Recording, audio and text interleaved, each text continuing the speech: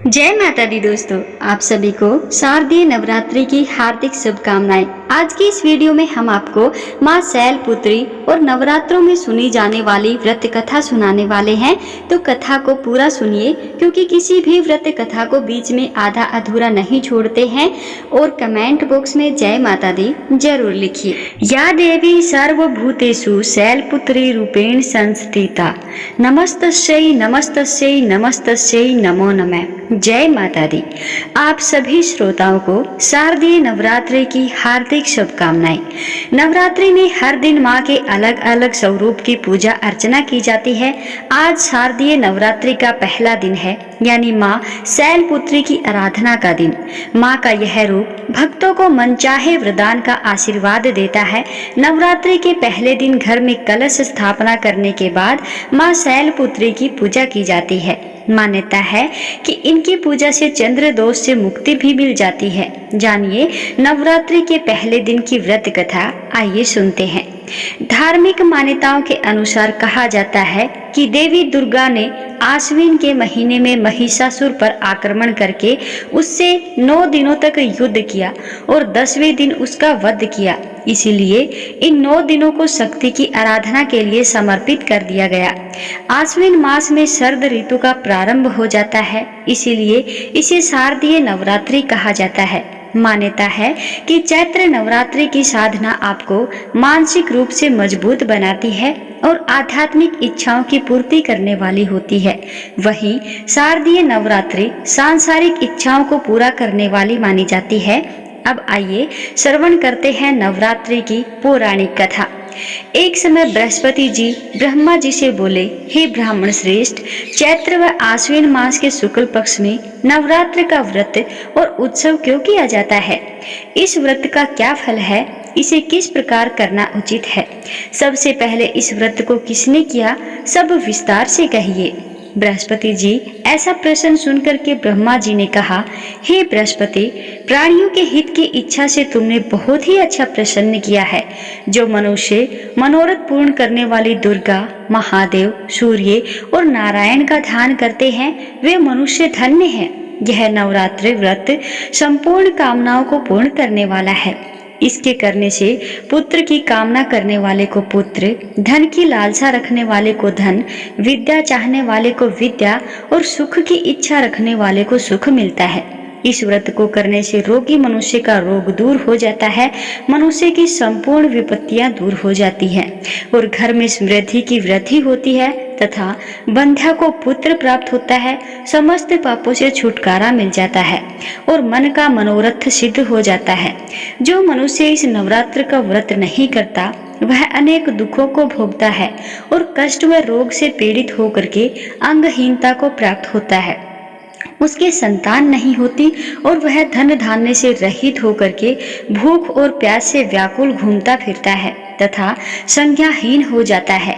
जो सधवा स्त्री इस व्रत को नहीं करती, वह पति सुख से वंचित हो नाना दुखों को भोगती है।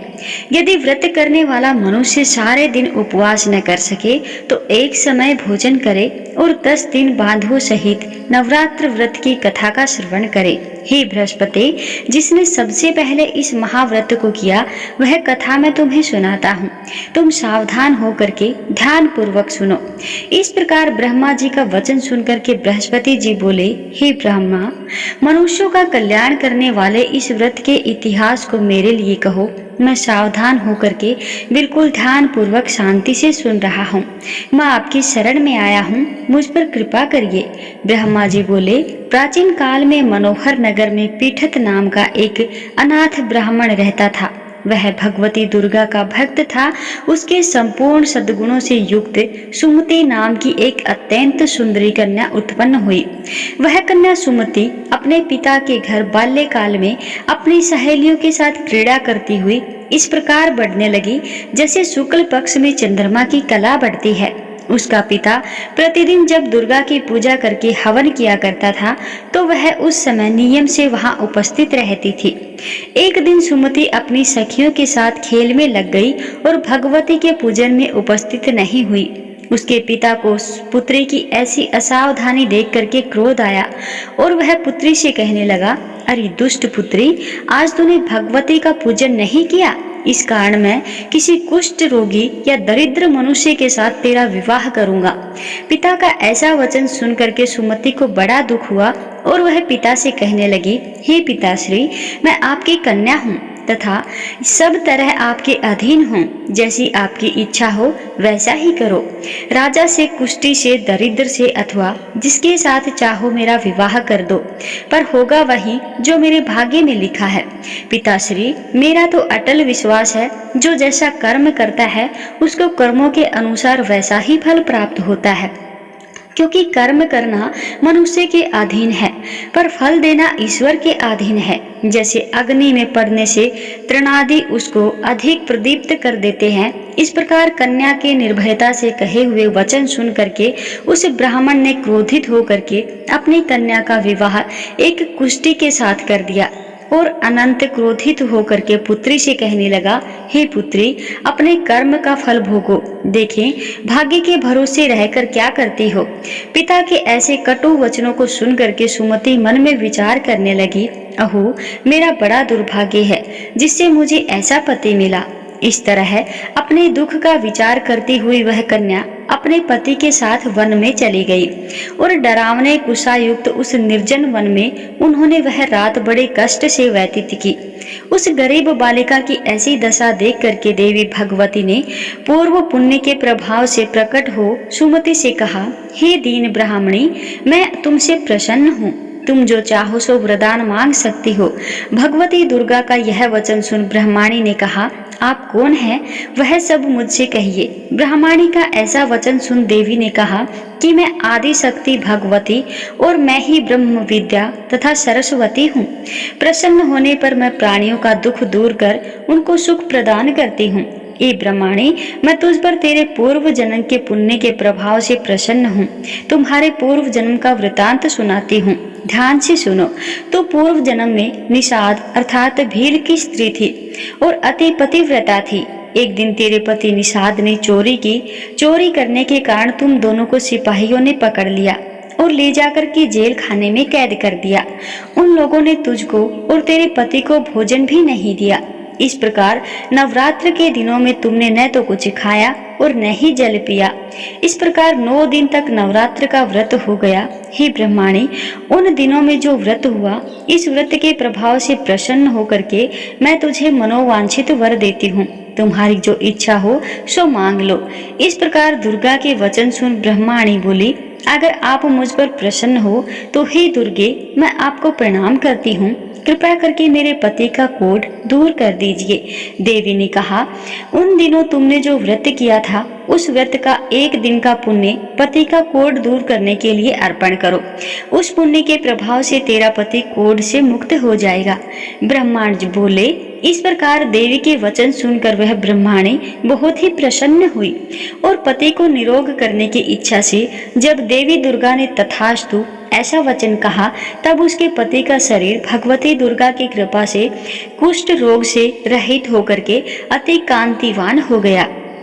वह ब्रह्माणी पति की मनोहर देह को देख करके देवी की स्तुति करने लगी। हे दुर्गे, आप दुर्गति को दूर करने वाली, तीनों लोगों का संताप हरने वाली, समस्त दुखों को दूर करने वाली, रोगी मनुष्य को निरोग करने वाली, प्रसन्न हो मनोवांछित वर देने वाली और दुष्टों का नाश करने वाली जगत की माता हो। हे अम्बे, मुझ निरपराध अबला को मेरे पिता ने कुष्ठी मनुष्य के साथ विवाह करके घर से निकाल दिया। पिता के तिरस्कृत निर्जन वन में विचर रही हूँ। आपने मेरा इस विपदा से उद्धार किया है।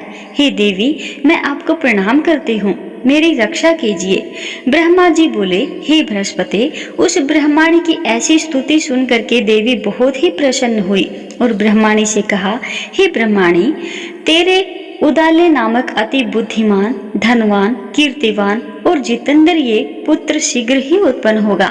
ऐसा वर प्रदान करके देवी ने ब्रह्माणी से फिर से कहा, हे ब्रह्माणी, और जो कुछ तेरी इच्छा हो वह मांग ले। भगवती दुर्गा का ऐसा वचन सुन सुमति ने कहा कि हे भगवती दुर्गे, आप मुझ पर प्रसन्न हैं तो कृपा करके मुझे नवरात्र व्रत की विधि और उसके फल का विस्तार से वर्णन करें। इस प्रकार ब्रह्माणी के वचन सुनकर के दुर्गा ने कहा, हे ब्रह्माणी, मैं तुम्हें संपूर्ण पापों को दूर करने वाले नवरात्र व्रत की विधि बतलाती हूँ, जिसको सुनने से मोक्ष की प्राप्ति होती है। आश्विन मास के शुक्ल पक्ष की प्रतिपदा से लेकर के 9 दिन तक विधि पूर्वक व्रत करें। यदि दिन भर का व्रत न कर सके तो एक समय भोजन करें। विद्वान ब्राह्मणों से पूछ करके घट स्थापना करे और वाटिका बनाकर उसको प्रतिदिन जल से सींचे। महाकाली, महालक्ष्मी, महासरस्वती देवी की मूर्तियां स्थापित करके उनकी नित्य विधि से सहित पूजा करे और पुष्पों से विधि पूर्वक अर्घ दे। बिजोरा के फल से अर्घ देने से रूप की प्राप्ति होती है। जायफल से अर्घ देने से कीर्ति की प्राप्ति होती है। दाख से अर्घ देने से कार्य की सिद्धि होती है। आंवले से अर्घ देने से सुख की प्राप्ति होती है और केले से अर्घ देने से आभूषणों की प्राप्ति होती है। इस प्रकार पुष्पों व फलों से अर्घ दे करके व्रत समाप्त होने पर 9वें दिन यथाविधि हवन करें तथा खांड, घी, गेहूं, शहद, जौ, तिल, बेल अथवा बेल, नारियल, दाख और कदम आदि से हवन करें। गेहूं से हवन करने से लक्ष्मी की प्राप्ति होती है। खीर एवं चंपा के पुष्पों से धन की और बेल पत्तों से तेज व सुख की प्राप्ति होती है। आंवले से कीर्ति और केले से पुत्र की, कमल से राज सम्मान की और दाखों से संपदा की प्राप्ति होती है। खांड, घी, नारियल, शहद, जौ और तिल तथा फलों से हवन करने से मनोवांछित वस्तु की प्राप्ति होती है। व्रत करने वाला मनुष्य इस विधि विधान से हवन करके आचार्य को अत्यंत नम्रता के साथ प्रणाम करे और यज्ञ की सिद्धि के लिए उसे दक्षिणा दे। इस प्रकार बताई हुई विधि के अनुसार जो व्यक्ति व्रत करता है उसके सब मनोरथ सिद्ध होते हैं। इसमें तनिक भी संदेह नहीं है। इन 9 दिनों में जो कुछ दान आदि किया जाता है उसका करोड़ों गुना फल होकर के मिलता है। इस नवरात्र व्रत को करने से अश्वमेघ यज्ञ का फल मिलता है। हे ब्रह्माणी, इस संपूर्ण कामनाओं को पूर्ण करने वाले उत्तम व्रत को तीर्थ, मंदिर अथवा घर में भी विधि विधान के अनुसार कर सकते हैं। ब्रह्मा जी बोले, हे बृहस्पति, इस प्रकार ब्रह्माणी को व्रत की विधि और फल बता करके देवी अंतर्ध्यान हो गई। जो मनुष्य या स्त्री इस व्रत को भक्ति पूर्वक करता है वह इस लोक में सुख प्राप्त करके अंत में दुर्लभ मोक्ष को प्राप्त होता है। हे बृहस्पति, यह इस दुर्लभ व्रत का महात्म्य है जो मैंने तुम्हें बतलाया है। यह सुन बृहस्पति जी आनंद से प्रफुल्लित हो उठे। ब्रह्मा जी से कहने लगे, हे ब्रह्मांड, आपने मुझ पर अति कृपा की जो मुझे इस नवरात्र व्रत का महात्म्य सुनाया। ब्रह्मा जी बोले कि हे बृहस्पति, यह देवी भगवती संपूर्ण लोकों का पालन करने वाली है। इस महादेवी के प्रभाव को कौन जान सकता है। प्रेम से बोलिए, देवी भगवती की जय। प्रिय भक्तगणों, आज नवरात्रि का प्रथम दिन है तो आज हम श्रवण करेंगे माता दुर्गा के प्रथम रूप माँ शैलपुत्री की कथा। माँ दुर्गा अपने पहले स्वरूप में शैलपुत्री के नाम से पूजी जाती है। पर्वतराज हिमालय की पुत्री होने के कारण इनका नाम शैलपुत्री पड़ा। अपने पूर्व जन्म में यह प्रजापति दक्ष की कन्या के रूप में उत्पन्न हुई थी। तब इनका नाम सती था। इनका विवाह भगवान शंकर जी से हुआ था। एक बार प्रजापति दक्ष ने बहुत बड़ा यज्ञ किया जिसमें उन्होंने समस्त देवताओं को अपना अपना यज्ञ भाग प्राप्त करने के लिए निमंत्रण दिया, किंतु शिव जी को उन्होंने इस यज्ञ में आमंत्रित नहीं किया। देवी सती ने जब सुना कि हमारे पिता एक अत्यंत विशाल यज्ञ का अनुष्ठान कर रहे हैं, तब वहां जाने के लिए उनका मन विकल हो उठा। अपनी यह इच्छा उन्होंने भगवान शिव को बताई। भगवान शिव ने कहा, हे पार्वती, प्रजापति दक्ष किसी कारणवश हमसे रुष्ट हैं। अपने यज्ञ में उन्होंने समस्त देवताओं को निमंत्रण दिया है, किंतु हमें जानबूझ करके उन्होंने नहीं बुलाया है। ऐसी स्थिति में तुम्हारा वहां जाना उचित नहीं होगा। भोलेनाथ के इस उपदेश से देवी सती का मन शांत नहीं हुआ। पिता का यज्ञ देखने और वहां जाकर माता बहनों से मिलने की उनकी व्यग्रता किसी प्रकार भी कम ना हो सकी। माता सती के हठ को देख करके शिव जी कुछ ना कर सके और माता सती पिता के घर पहुंच गई। पिता के घर पहुंच करके देखा कि कोई भी उनसे आदर और प्रेम से बातचीत नहीं कर रहा है। केवल उनकी माता ने ही उन्हें स्नेह से गले लगाया। परिजनों के इस व्यवहार से देवी सती को बहुत ही दुख हुआ। उन्होंने यह देखा कि वहाँ भगवान शिव के प्रति तिरस्कार का भाव भरा हुआ है। दक्ष ने उनके प्रति कुछ अपमानजनक शब्द भी कहे। यह सब देख करके माता सती का हृदय ग्लानि और क्रोध से संतप्त हो उठा। उन्होंने सोचा कि परमेश्वर भोलेनाथ जी की बात ना मानकर और यहाँ आकर मैंने बहुत बड़ी गलती की है। वह अपने पति भगवान शिव के इस अपमान को ना सह सकी। उन्होंने अपने इस रूप को तत्काल वहीं योगा अग्नि द्वारा जला करके भस्म कर दिया। ब्रजपात के समान इस दारुण दुखद घटना को सुन करके भगवान शिव जी क्रुद्ध हो गए। अपने गणों को भेजकर दक्ष ने उस यज्ञ का पूर्णतः विध्वंस कर दिया। सती ने योगा अग्नि द्वारा अपने शरीर को भस्म करके अगले जन्म में शैलराज हिमवान की पुत्री के रूप में जन्म लिया और वह शैलपुत्री के नाम से विख्यात हुई। पार्वती हेमवती उन्हीं के नाम है। प्रिय श्रोताओं, इस जन्म में भी शैलपुत्री देवी का विवाह भगवान शिव जी से हुआ। कहा जाता है कि नवरात्र के प्रथम दिन यानी प्रतिपदा को जो भी भक्त माँ शैलपुत्री के दर्शन करता है, उनकी कथा को सुनता है, तो उनके सारे वैवाहिक जीवन के कष्ट दूर हो जाते हैं। क्योंकि माँ शैलपुत्री का वाहन वृषभ है, इसीलिए उन्हें वृषरूढ़ा भी कहा जाता है। उनके बाएं हाथ में कमल और दाएं हाथ में त्रिशूल रहता है। माँ शैलपुत्री की कथा सुनने के बाद अब आइए माता से प्रार्थना करते हैं कि हे परमेश्वरी, मेरे द्वारा रात दिन सहस्त्रों अपराध होता है, यह मेरा दास है, समझकर मेरे अपराधों को क्षमा करो। हे परमेश्वरी, मैं आह्वान, विसर्जन और पूजन करना नहीं जानती, मुझे क्षमा करो। हे सुरेश्वरी, मैंने जो मंत्रहीन, क्रियाहीन, भक्त युक्त पूजन किया वह स्वीकार करो। हे परमेश्वरी, अज्ञान से, भूल से अथवा बुद्धि भ्रांति से जो न्यूनता अथवा अधिकता हो गई उसे क्षमा करिए तथा प्रसन्न होइए। अब आपको बताते हैं कि इस दिन आपको एक मंत्र का जप करना है। ओम ऐं क्लीं चामुंडाय विच्चै नमः। मनोकामना सिद्धि के लिए इस मंत्र का 108 बार या सुविधा अनुसार जप करें। प्रिय भक्तगणों, प्रेम से बोलिए माता शैलपुत्री की जय। आइए अब माता शैलपुत्री की आरती सुनते हैं। शैलपुत्री माँ बेलस्वार, करे देवता जय जयकार। शिव शंकर की प्रिय भवानी, तेरी महिमा किसी ने न जानी। पार्वती तू उमा कहलावे, जो तुझे सिमरे सो सुख पावे। रिद्धि सीधे परवान करे तू, दया करे धनवान करे तू। सोमवार को शिव संग प्यारी, आरती तेरी जिसने उतारी। उसकी सगरी आस पुजा दो, सगरे दुख तकलीफ मिटा दो। घी का सुंदर दीप जला के, गोला गरी का भोग लगा के, श्रद्धा भाव से मंत्र गाएं, प्रेम सहित फिर शीश झुकाएं। जय गिरिराज किशोरी अम्बे, शिव मुख चंद्र चकोरी अम्बे। मनोकामना पूर्ण कर दो, भक्त सदा सुख संपत्ति भर दो। जय माता दी। दोस्तों, मिलते हैं कल माता रानी के दूसरे दिन की कथा के साथ। तब तक के लिए सभी भक्तगणों को जय श्री राधा कृष्णा, जय माता दी। अगर आपको वीडियो अच्छी लगी हो तो वीडियो को अन्य लोगों के साथ भी शेयर कीजिए, चैनल को सब्सक्राइब कीजिए और कमेंट बॉक्स में जय माता दी की हाजिरी जरूर लगाते जाइए।